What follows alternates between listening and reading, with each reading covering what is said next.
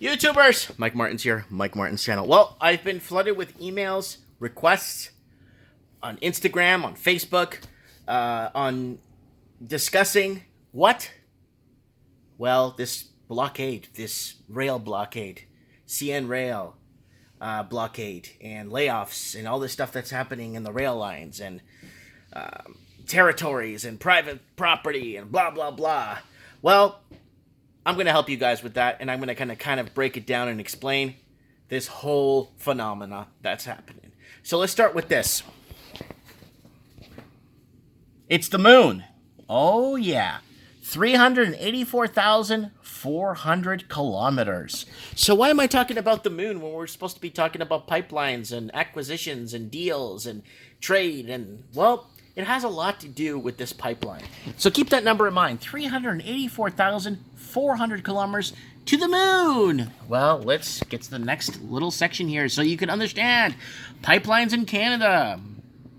Pipelines are systems of connected pipes used to transport liquids and gases, namely oil, natural gas, across long distances from source to market. More than 840,000 kilometers, again, ding, ding, ding, ding, 840,000 kilometers of pipeline in Canada. What does that mean? That's to the moon and back of pipeline crisis crisscrosses the country, part of a large oil and gas sector that employs between 100,000 and 200,000 Canadians.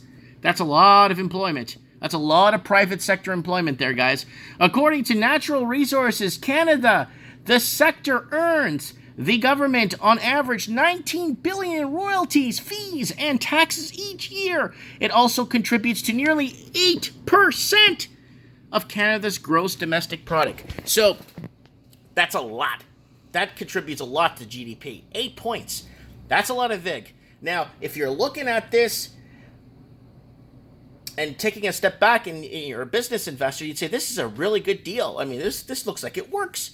It's employing people. It's a natural resource that we have an abundance of, that, you know, we could just get, you know, export from location to market without having any hiccups, with a nice industrialized pipeline, right? Well, a lot of people don't see it like I just read it here. Unfortunately, we got a lot of problems. So Trudeau calls blockades an unacceptable situation as ministers wait to hear from Wet'suwet'en chiefs. So ministers offer to meet the Western Heredity chiefs go unanswered. So here it is, guys. Prime Minister Justin Trudeau said today he's ready to dispatch senior cabinet ministers to meet with Indigenous protesters to negotiate an end to the blockades. A plan the Conservative Leader Andrew Scheer said amounts to appeasement of the radical activists. So what's happening? Well, let's move on to the next article. So the Prime Minister is finally he's weighed in a couple of times on this, but he's here to weigh in on it. Then CN obtains injunction to end blockades of railway lines south of Montreal. Again, so Montreal, Canadian National has obtained a court injunction to end the blockade of a railway line in Saint-Laurent on the south shore of Montreal. Quebec Premier François Legault had said earlier Thursday that the barricade would be dismantled by municipal police on the south shore when the injunction was issued. The blockade of the railway line supporters of the Indigenous people of the Wet'suwet'en has delayed the planned resumption of via rail services between Montreal and Quebec City. So that's a big artery of transportation. And then we have here a video of people or protesters or people going to invade, or not invade, but go into safe spaces. So here it is, guys. So there's somebody walking in there, filming this. You're making this a very unsafe space right now. You need to go over there. No, you guys. These are trains. We have our trains are supposed to go through here. And so does the rest of Canada. Yeah, you can go over so there. So does the rest of Canada. Unfortunately, we have the rights to jobs, to pipelines, to all kinds of things. Do you know how to speak? Can you sure. use like an inside voice? Sure. You're not a child, right? You do know how to speak. Yeah, so he's being told there, right? All right, let's move on here. And Here it is. Another global shipper warns it may bypass Halifax due to rail blockades. This is huge. This is actually a bigger one than anything. German headquartered Hapag-Lloyd reviewing options to divert cargo. So that's going to affect jobs in the cargo industry. Another large shipping line that calls on Halifax is prepared to route cargo away from the city's port because of Indigenous protests have paralyzed the rail system in eastern Canada.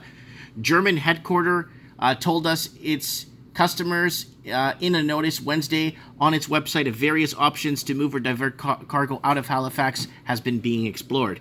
The blockade in Ontario means in place. The CN Eastern Canada network is more or less shut down, the company said. So there it is there. Okay, we read that.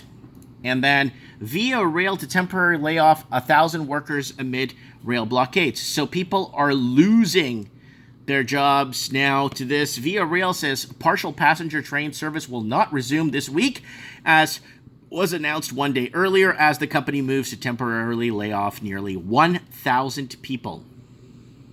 In a statement Wednesday afternoon, Via says it has no choice but to continue the cancellation of its services on a large part of its network, and CN rail lines in another part of the countries remain closed. So roughly 1,000 of its employees will temporarily be suspended.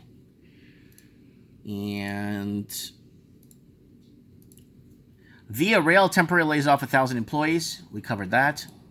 And then more blockade stuff here. So there it is. We have more pipeline laid in Canada than there is to the moon and back. Literally. We do. And some. So what's going on? Is it attention? Is it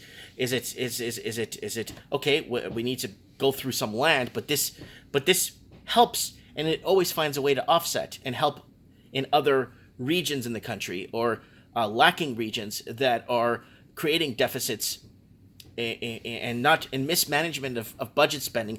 This oil does help Canada, I guess, clean up the mistakes of some of our politicians that have misallocated our funds over the years and stuff. This does help. It creates jobs. It creates morale. It keeps people productive, and it's a very positive thing.